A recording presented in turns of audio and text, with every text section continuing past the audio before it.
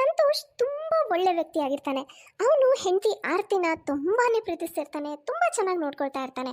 ಏನೋ ಸಂತೋಷ್, ನೀನು ಯಾವಾಗ ನೋಡಿದ್ರು ಹೆಂಡತಿ ಸೇರಿ ಹಿಡ್ಕೊಂಡು ಅವಳು ಹಿಂದೆ ಸುತ್ತಾ ಇರ್ತೀಯಪ್ಪ. ಆದ್ರೂ ನೀನು ಹೆಂಡತಿನ ಬಹಳ ತಲೆ ಮೇಲೆ ಕೂರ್ಸ್ಕೊಂಡಿದ್ಯಾ. ಅಮ್ಮ, ಹಾಗೆ ಮಾಡೋದ್ರಿಂದ ಏನಾದರೂ ಸಮಸ್ಯೆ ಇದೆಯಾ? ಅಷ್ಟಕ್ಕೂ ಅದರಲ್ಲಿ ಏನು ತಪ್ಪು? ಅವಳು ಬೇರೆನಾ? ನನ್ನ ಹೆಂಡತಿನಮ್ಮ. ನನಗೋಸ್ಕರ ತವ್ರ ಮನೆ ಬಿಟ್ಟು ಸಾಕಿ ಬೆಳೆಸಿ ತಂದೆ ತಾಯಿನ ಬಿಟ್ಟು ಇಲ್ಲಿಗೆ ಬಂದಿದ್ದಾಳೆ ಅಂದಮೇಲೆ ನಾನು ಅವಳನ್ನ ಎಷ್ಟು ಚೆನ್ನಾಗಿ ನೋಡ್ಕೊಂಡ್ರು ಕಡಿಮೆ ಅಲ್ವಾ?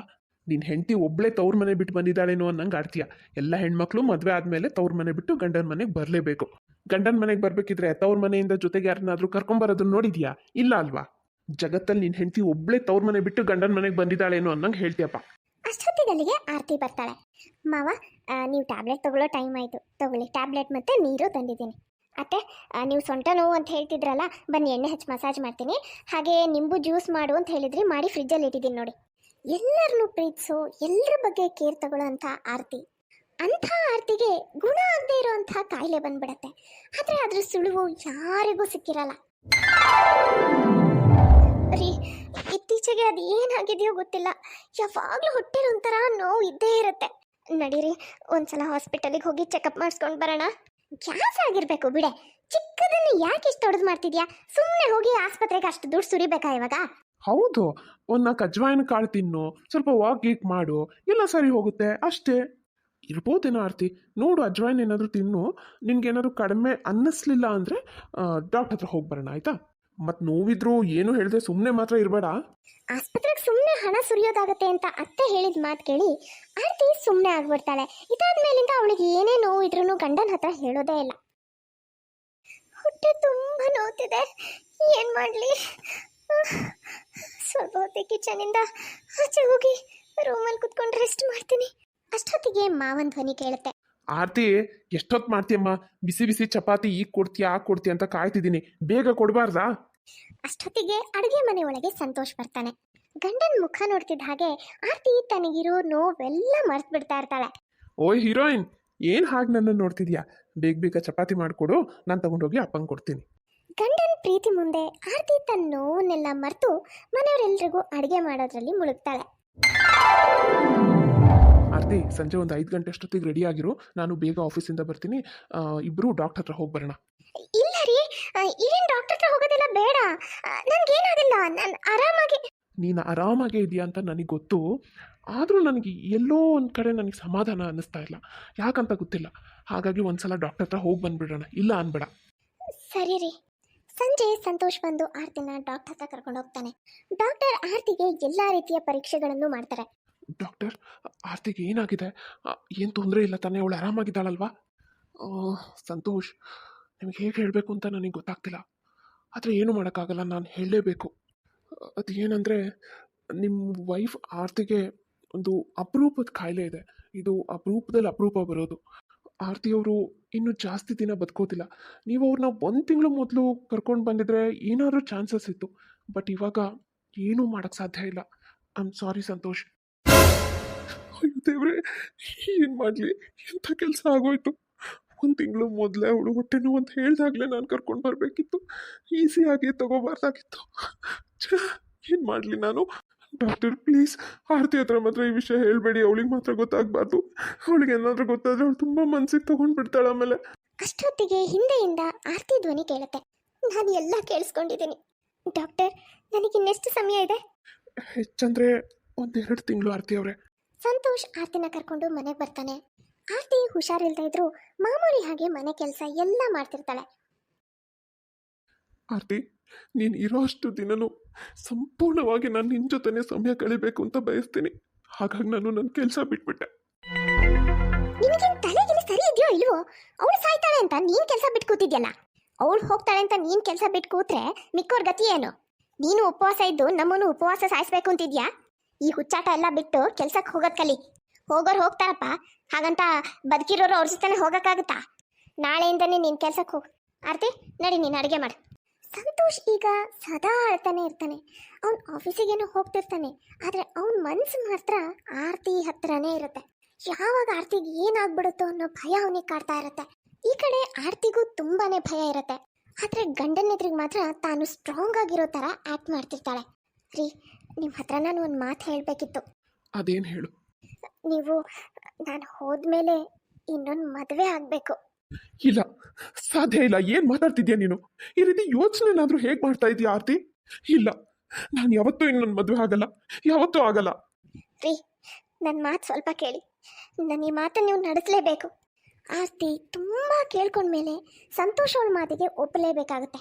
ರೀ, ಈ ಆರ್ತಿ ತಾನು ಸಾಯೋಷ್ಟರೊಳಗೆ ಸಂತೋಷ್ನ ಮುಂದೆ ಇನ್ನೊಂದು ಮದುವೆ ಆಗಕ್ಕೆ ಒಪ್ಪಿಸಿ ಒಳ್ಳೆ ಕೆಲಸ ಮಾಡಿದ್ದಾಳೆ. ಇಲ್ಲಾಂದ್ರೆ ಈ ನಮ್ಮ ಮಜ್ನು ಕೊನೆವರೆಗೂ ಆ ಆರ್ತಿ ನೆನಪಲ್ಲೇ ಹಾಗೆ ಉಳಿದೋಗ್ಬಿಡ್ತಿದ್ದ. ಅಲ್ವೇ, ನಮ್ ಸಂತೋಷ್ ಇನ್ನೊಂದು ಮದುವೆ ಆಗೋದ್ರಿಂದ ನಮಗೆ ಮತ್ತೆ ವರದಕ್ಷಿಣೆ ಸಿಗುತ್ತೆ. ಹೌದಲ್ವೇನ್ರಿ, ನಾನು ಇದ್ರ ಬಗ್ಗೆ ಯೋಚನೆನೇ ಮಾಡಿರ್ಲಿಲ್ಲ. ಇವನು ಇನ್ನೊಂದು ಮದುವೆ ಆಗೋದ್ರಿಂದ ಹೊಸ ಸೊಸೆ ಬರ್ತಾಳೆ, ಬೇಕಾದಷ್ಟು ವರದಕ್ಷಿಣೆ ತರ್ತಾಳೆ. ಅತ್ತೆ ಮಾವ ಮಾತಾಡ್ತಿರ್ತಾರೆ. ಅಷ್ಟೊತ್ತಿಗೆ ಅಲ್ಲಿಗೆ ಆರ್ತಿ ಬರ್ತಾಳೆ. ಅತ್ತೆ ಮಾವ, ಬಿಸಿ ಬಿಸಿ ಅಡುಗೆ ರೆಡಿ ಆಗಿದೆ. ನಿಮಗೆ ಊಟ ಇಲ್ಲೇ ತಂದ್ಕೊಡ್ಲಾ ಅಥವಾ ಹಾಲಿಗೆ ಬರ್ತೀರಾ? ಇಲ್ಲೇ ತಂದ್ಕೊಡೆ. ಅಲ್ಲಿ ಬರ್ತೀರಾ ಅಂತ ಕೇಳ್ತೀಯಲ್ಲ. ವಯಸ್ಸಾಗಿರೋ ಅತ್ತೆ ಮಾವನ್ಗೆ ಅವ್ರು ಕೂತಲ್ಲಿ ಒಂಚೂರು ಊಟ ತಂದ್ಕೊಡಕ್ಕಾಗಲ್ವಾ ನಿನಗೆ? ತಂದ್ಕೊಡಕ್ಕಾಗಲ್ಲ ಅಂತ ಏನಿಲ್ಲ ಅತ್ತೆ, ತಂದ್ಕೊಡ್ತೀನಿ. ಏನಿಲ್ಲ ಅತ್ತೆ, ಜಾಸ್ತಿ ಓಡಾಡಿ ಎಲ್ಲ ನನಗೆ ಮಾಡೋಕ್ಕಾಗ್ತಿಲ್ಲ. ಸ್ವಲ್ಪ ಸುಸ್ತು, ಪೇಯ್ನ್ ಎಲ್ಲ ಜಾಸ್ತಿ ಆಗಿದೆ ಅಷ್ಟೇ. ಆದರೆ ಏನು ತೊಂದರೆ ಇಲ್ಲ ಅತ್ತೆ, ಇಲ್ಲಿಗೆ ಊಟ ತರ್ತೀನಿ ರೀ. ಇವಳ ಪರಿಸ್ಥಿತಿ ನೋಡ್ತಿದ್ರೆ ಸಂಜೆ ನನಗೆ ಸಮಯಕ್ಕೆ ಸರಿಯಾಗಿ ಟೀನೂ ಮಾಡ್ಕೊಡ್ತಾಳೋ ಇಲ್ವೋ, ಮಾಡ್ಕೊಡಕ್ ಆಗುತ್ತೋ ಇಲ್ವೋ ಅವಳಿಗೆ. ಸಂಜೆ ಪೂಜೆ ಮಾಡಬೇಕು, ಪೂಜೆಗೆಲ್ಲ ರೆಡಿ ಮಾಡಿಕೊಡು ಅಂತ ಹೇಳಿದ್ದೆ. ಮಾಡ್ತಾಳೋ ಇಲ್ಲ ನನಗೆ ಅಲ್ಲಿ ನೋವು ಇಲ್ಲಿ ನೋವು ಅಂತ ಸುಮ್ಮನಿರ್ತಾಳೋ. ಇವಳದೊಳ್ಳೆ ಕರ್ಮ ಆಯಿತು. ಸಂಜೆ ಸಂತೋಷ್ ಆಫೀಸಿಂದ ಬರ್ತಾನೆ. ಆರ್ತಿ, ಬೇಗ ಹೋಗಿ ರೆಡಿ ಆಗು. ಇಬ್ರು ಹೊರಗಡೆ ಹೋಗೋಣ, ಆರಾಮಾಗಿ ಸುತ್ತಾಡೋಣ. ನಿನ್ಗೇನಾದ್ರೂ ಬೇಕಿದ್ರೆ ಶಾಪಿಂಗ್ ಮಾಡು. ಆಮೇಲೆ ಇಬ್ರು ರಾತ್ರಿ ಹೊರಗಡೆನೆ ಊಟ ಮಾಡ್ಕೊಂಡು ಬರೋಣ. ಹೌದಾ, ಸರಿ ರೀ, ಆಯಿತು. ಒಂದು 10 ನಿಮಿಷ ಇರಿ, ಬೇಗ ಹೋಗಿ ಮಾವನಿಗೆ ಟೀ ಮಾಡ್ತೀನಿ. ಹಾಗೆ ಅತ್ತೆ ಪೂಜೆಗೆ ಬೇಕಾಗಿರೋದನ್ನ ರೆಡಿ ಮಾಡಕ್ಕೆ ಹೇಳಿದ್ರು, ಅದಷ್ಟನ್ನು ಮಾಡಿಬಿಟ್ಟು ನಾನು ಬೇಗ ರೆಡಿಯಾಗಿ ಬಂದ್ಬಿಡ್ತೀನಿ, ಆಯಿತಾ? ಸರಿ, ಆಯ್ತು. ಆರತಿ ಹೋಗಿ ಮಾವನಿಗೆ ಟೀ, ಅತ್ತೆಗೆ ಪೂಜೆಗೆ ಬೇಕಾಗಿರೋದನ್ನ ಎಲ್ಲ ರೆಡಿ ಮಾಡ್ತಾಳೆ. ತಾನು ರೆಡಿಯಾಗಿ ಹೊರಗಡೆ ಹೊರಡ್ತಾಳೆ. ಇಬ್ರು ಇನ್ನೇನು ಹೊರಗಡೆ ಹೊರಟಿರ್ತಾರೆ. ಅಲ್ಲಮ್ಮ ಆರ್ತಿ, ಮಧ್ಯಾಹ್ನ ನಾವು ಕೂತಲ್ಲಿ ಒಂದು ಸ್ವಲ್ಪ ಊಟ ತಂದ್ಕೊಡಕ್ ನಿನಗೆ ತುಂಬಾ ಸುಸ್ತಾಗ್ತಿತ್ತು, ತುಂಬಾ ಪೇಯ್ನ್ ಆಗ್ತಿತ್ತು. ಅದೇ ಈಗ ಹೊರಗಡೆ ಸುತ್ತಾಡಕ್ ಹೋಗಕ್ಕೆ ಯಾವ ಪೇಯ್ನು ಸುಸ್ತು ಏನೂ ಇಲ್ವಾ? ಅಪ್ಪ ಯಾಕೆ ಹೇಗೆ ಮಾತಾಡ್ತಿದ್ದೀರಾ? ಅವಳಿಗೆ ಸುಸ್ತು ಯಾಕೆ ಆಗ್ತಿತ್ತು ಅಂದರೆ ಅವಳದು ಒಂದು ಟ್ಯಾಬ್ಲೆಟ್ ಖಾಲಿಯಾಗಿತ್ತು. ದುಡ್ಡಿನ ಬಗ್ಗೆ ಯೋಚನೆ ಮಾಡಿ ಅವಳು ಖಾಲಿಯಾಗಿದೆ ಅಂತಲೂ ಹೇಳಿರಲಿಲ್ಲ. ನೋಡು ಸಂತೋಷ್, ಹೆಂಡತಿಗೋಸ್ಕರ ನೀನು ಅಪ್ಪ ಅಮ್ಮನ ಹತ್ರ ಈ ಥರ ಮಾತಾಡೋದು ನನಗೆ ಸ್ವಲ್ಪನೂ ಸರಿ ಕಾಣ್ತಿಲ್ಲ. ನಿನ್ನ ಹೆಂಡತಿ ಮೇಲೆ ನಿನಗೆ ಎಷ್ಟೇ ಪ್ರೀತಿ ಇರ್ಬೋದು, ಅದು ಒಂದು ಕಡೆ ಆದರೆ ತಂದೆ ತಾಯಿ ಮೇಲಿನ ಗೌರವ ಇನ್ನೊಂದು ಕಡೆ ಅನ್ನೋದನ್ನ ಮರಿಬೇಡ. ತಾಯಿ ಮಾತಿಗೆ ಸಂತೋಷ್ ಉತ್ತರ ಕೊಡಬೇಕು ಅಂತ ಹೋಗ್ತಾನೆ. ಆಗ ಆರತಿ ಅವನನ್ನ ಸುಮ್ಮನಿರ್ಸ್ತಾಳೆ. ಸರಿ ಆಯಿತು, ನಮಗೆ ಲೇಟ್ ಆಗ್ತಿದೆ, ನಾವು ಹೊರಗಡೆ ಹೋಗಿ ಬರ್ತೀವಿ. ಸಂತೋಷ್ ಮತ್ತೆ ಆರತಿ ಇಬ್ರು ಖುಷಿಯಾಗಿ ಹೊರಗಡೆ ಹೋಗಿ ಸುತ್ತಾಡ್ಕೊಂಡು ಊಟ ಮಾಡ್ಕೊಂಡು ಬರ್ತಾರೆ. ಇದೇನತ್ತೆ ಇದು, ಇಷ್ಟು ಬೇಗ ಮನೆಯೆಲ್ಲ ಫಳ ಫಳ ಅಂತಿದೆ. ಹಾಗೆ ಅಡುಗೆ ಮನೆಯಿಂದ ಒಳ್ಳೆ ಅಡುಗೆ ವಾಸನೆ ಬರ್ತಿದೆ. ಯಾರಾದ್ರೂ ನೆಂಟರು ಬರ್ತಾ ಇದ್ದಾರಾ? ಹೂನಮ್ಮ, ಒಂಥರ ನೆಂಟರೇ ಬರ್ತಾ ಇದ್ದಾರೆ. ಹೇಗೂ ನಾವು ಸಂತೋಷ್ಗೆ ಮುಂದೆ ಇನ್ನೊಂದು ಮದುವೆ ಮಾಡಲೇಬೇಕಲ್ವಾ? ಹಾಗಾಗಿ ಈಗಲೇ ಅವನಿಗೆ ಹುಡುಗಿನ ನೋಡ್ತಾ ಇದ್ದೀವಿ. ಇವತ್ತು ಹುಡುಗಿ ಕಡೆಯವರು ಮನೆಗೆ ಬರ್ತಾ ಇದ್ದಾರೆ. ಇದನ್ನ ಕೇಳಿ ಆರ್ತಿಗೆ ಇನ್ನು 4 ದಿನ ಬಿಟ್ಟು ಬರೋ ಸಾವು ನನಗೆ ಈಗಲೇ ಬರಬಾರ್ದ ಅಂತ ಅನ್ಸ್ಬಿಡತ್ತೆ. ಯಾಕೆ ಈ ವಿಷಯ ಕೇಳ್ತಿದ್ದ ಹಾಗೆ ಮುಖನೇ ಒಂಥರ ಆಯ್ತು? ನೀನೇ ನಿನ್ ಗಂಡಂಗೆ ಹೇಳಿದ್ದೆ ತಾನೆ ನೀನು ಹೋದ್ಮೇಲೆ ಇನ್ನೊಂದು ಮದುವೆ ಮಾಡ್ಕೊಳ್ಳಿ ಅಂತ. ಮತ್ತೆ ಈಗ ಯಾಕೆ ಈ ವಿಷಯ ಕೇಳಿದ ತಕ್ಷಣ ಮುಖನೇ ಒಂಥರ ಆಗ್ತಿದೆ ನಿನಗೆ? ನಿಂದೇನೋ ಕತೆ ಮುಗಿತಾ ಬಂತು. ಇನ್ನೊಂದು ವಾರ ಇರ್ತೀಯೋ 10 ದಿನ ಇರ್ತೀಯೋ ಗೊತ್ತಿಲ್ಲ. ಮತ್ತೆ ನಾವು ಅವನಿಗೆ ಹುಡುಗಿನ ಈಗಲಿಂದನೇ ನೋಡೋಕೆ ಶುರು ಮಾಡಬೇಕಲ್ಲ. ಒಳ್ಳೆ ಸಂಬಂಧ ಯಾವುದೋ ಬಂದಿದೆ, ಅದಕ್ಕೇ ಬರ್ರಿ ಅಂತ ಮನೆ ಕರೆದಿದ್ದೀವಿ ಇವತ್ತು. ಆರ್ತಿ ಏನು ಮಾತಾಡಲ್ಲ, ಸೈಲೆಂಟ್ ಆಗಿ ರೂಮಿಗೆ ಹೋಗ್ತಾಳೆ. ಸ್ವಲ್ಪ ಹೊತ್ತಲ್ಲಿ ಹುಡುಗಿ ಮತ್ತೆ ಅವಳ ತಂದೆ ತಾಯಿ ಮನೆಗೆ ಬರ್ತಾರೆ. ಇರಿ, ನನ್ನ ಮಗನ್ ಕರಿತೀನಿ. ಸಂತೋಷ್ ಬಾಪ. ಸಂತೋಷ್ ಆರ್ತಿ ಕಡೆ ನೋಡ್ತಾನೆ. ಹೋಗ್ರಿ, ಅತ್ತೆ ಕರಿತಿದಾರಲ್ಲ, ಹೋಗಿ. ನೀವು ಹುಡುಗಿ ಮನೆಗೆ ಬರಕ್ಕೆ ಒಪ್ಕೊಳ್ಳಲ್ಲ ಅಂತಾನೆ ಅತ್ತೆ ಹುಡುಗಿ ಮನೆಯವ್ರನ್ನ ಇಲ್ಲಿ ಕರ್ಸ್ಕೊಂಡಿದ್ದಾರೆ. ಹೋಗಿ ಹುಡುಗಿನ ಒಂದ್ಸಲ ನೋಡು ಬನ್ನಿ. ಮುಂದೆ ನೀವು ಅವಳ ಜೊತೆನೇ ಜೀವನ ಮಾಡ್ಬೇಕಲ್ವಾ? ಇಲ್ಲ, ನಾನು ಹೋಗಲ್ಲ, ನನ್ನಿಂದ ಸಾಧ್ಯ ಇಲ್ಲ. ನಾನು ಬರಲ್ಲ ಅಂತ ಅವ್ರಿಗೆ ಹೋಗಿ ಹೇಳು. ನಾನು ಈ ಮದುವೆ ನನಗೋಸ್ಕರ ನನ್ನ ಇಷ್ಟದ ಪ್ರಕಾರ ಆಗ್ತಿಲ್ಲ. ಅವ್ರಿಗೆ ಏನು ಮನ್ಸಿಗೆ ಬರುತ್ತೋ ಅದನ್ನು ಮಾಡಿ ಅಂತ ಹೋಗಿ ಹೇಳು ಅವರಿಗೆ. ನನಗೆ ಯಾವ ಹುಡುಗಿನ ನೋಡೋಕ್ಕೂ ಮನಸ್ಸಿಲ್ಲ, ಅವ್ರಿಗೆ ಇಷ್ಟ ಬಂದ ಹಾಗೆ ಮಾಡ್ಕೊಳ್ಳಿ. ಸಂತೋಷ್ ಹೇಳಿದ ಹಾಗೆ ಆಗುತ್ತೆ ಕೂಡ. ಅವನು ಬರ್ದೇ ಹೋದ್ರು ಅವನನ್ನ ಏನೂ ಕೇಳದೆ ಅವನ ತಂದೆ ತಾಯಿ ಇಬ್ರು ಈ ಹುಡುಗಿನ ಅವನಿಗೆ ಫೈನಲ್ ಮಾಡಿಬಿಡ್ತಾರೆ. ನೋಡಿ ಬಿಗ್ರೆ, ಮದುವೆ ಡೇಟ್ ಅಂತೂ ಈಗಲೇ ಫಿಕ್ಸ್ ಮಾಡೋದು ಬೇಡ. ಯಾಕಂದರೆ ಎಲ್ಲ ವಿಷಯ ನಿಮಗೆ ಗೊತ್ತು. ನಮ್ಮ ಮೊದಲನೇ ಸೊಸೆ ಹೋದ್ಮೇಲೆ ನಾವು ಇನ್ನೊಂದು ಮದುವೆ ಮಾಡೋಕ್ಕೆ ಸಾಧ್ಯ. ಹಾಗಾಗಿ ಈಗ ಈ ಇಬ್ಬರು ಎಲ್ಲರೂ ಸೇರಿಕೊಂಡು ನಮ್ಮ ಮೊದಲನೇ ಸೊಸೆ ಯಾವಾಗ ಹೋಗ್ತಾಳೆ ಅಂತ ಕಾಯ್ತಾ ಕೂತ್ಕೋಬೇಕಷ್ಟೇ. ಪರವಾಗಿಲ್ಲ ಬಿಡಿ, ಒಳ್ಳೇದೇ ಆಯಿತು ಒಂಥರ. ಯಾಕಂದರೆ ಮದುವೆ ತಯಾರಿ ಮಾಡೋದಂದರೆ ಏನು ಸಾಮಾನ್ಯ ಕೆಲಸ ಅಲ್ಲ ಅಲ್ವಾ? ನಮಗೂ ಎಲ್ಲದಕ್ಕೂ ಸಮಯ ಸಿಕ್ಕಾಗುತ್ತೆ. ಅದು ಅಲ್ಲದೆ ವರದಕ್ಷಿಣೆ ಅಂತ ದೊಡ್ಡ ಲಿಸ್ಟೇ ಕೊಟ್ಟಿದ್ದೀರಾ.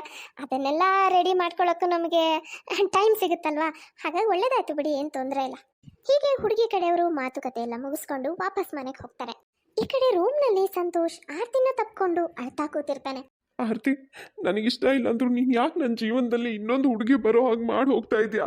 ಅಲ್ರಿ, ನಾನು ಹೋದ್ಮೇಲೆ ನಿಮ್ಮ ಅಪ್ಪ ಅಮ್ಮ ಇಬ್ಬರಿಗೆ ಮನೆ ಮೇಂಟೈನ್ ಮಾಡೋಕ್ಕಾಗುತ್ತಾ? ಅವ್ರಿಗೆ ಅಷ್ಟೊಂದು ಎನರ್ಜಿ ಇದೆಯಾ? ಅಷ್ಟೇ ಅಲ್ಲ ರೀ, ಅವರು ವಯಸ್ಸಾಗಿರೋರು, ಅವರನ್ನು ನೋಡ್ಕೊಳ್ಳೋರು ಯಾರು ಹೇಳಿ? ನಿಮಗೆ ಗೊತ್ತಾ, ಅತ್ತೆ ಮಾವನಿಗೆ ತಾವೇ ಹೋಗಿ ಅವ್ರಿಗೊಂದು ಲೋಟ ನೀರು ತಗೊಂಡು ಕುಡಿದು ಕೂಡ ಅಭ್ಯಾಸ ಇಲ್ಲ. ಅದು ಕೂಡ ಅವ್ರು ಮಾಡ್ಕೊಳ್ಳಲ್ಲ. ಆ ಥರ ಇದ್ದಾರೆ ಅವರು. ಇಲ್ಲಿವರೆಗೂ ನಾನಿದ್ದೆ, ಪ್ರತಿಯೊಂದನ್ನು ಮಾಡ್ತಿದ್ದೆ. ನಾನು ಹೋದ್ಮೇಲೆ ಅವರಿಗೆ ಕಷ್ಟ ಆಗಬಾರ್ದಲ್ವಾ? ಸಂತೋಷ್ ಏನು ಮಾತಾಡದೆ ಸೈಲೆಂಟ್ ಆಗ್ತಾನೆ. ಮಾರನೇ ದಿನ ಬೆಳಿಗ್ಗೆ. ಅಪ್ಪ ಅಮ್ಮ ನೋಡಿ, ಇಲ್ಲಿ ಆರ್ತಿ ಏನು ಮಾತಾಡ್ತಿಲ್ಲ. ಕೊನೆಗೂ ಆರ್ತಿ ಎಲ್ಲರನ್ನೂ ಬಿಟ್ಟು ಹೊರಟೋಗ್ತಾಳೆ. ಆರ್ತಿ ಹೋಗ್ತಿದ್ದ ಹಾಗೆ ಆರ್ತಿ ಜಾಗಕ್ಕೆ ಇನ್ನೊಬ್ಳು ಬರ್ತಾಳೆ. ಶ್ರೀ, ನಮ್ಮ ಮನೆ ನೋಡ್ರಿ, ಇವಾಗ ಯಾವುದೋ ದೊಡ್ಡ ಶ್ರೀಮಂತರ ಮನೆ ಅನ್ಬೇಕು, ಆ ಥರನೇ ಕಾಣ್ತಾ ಇಲ್ವಾ? ಮತ್ತೆ ಕಾಣ್ದೆ ಏನು ಹೇಳು?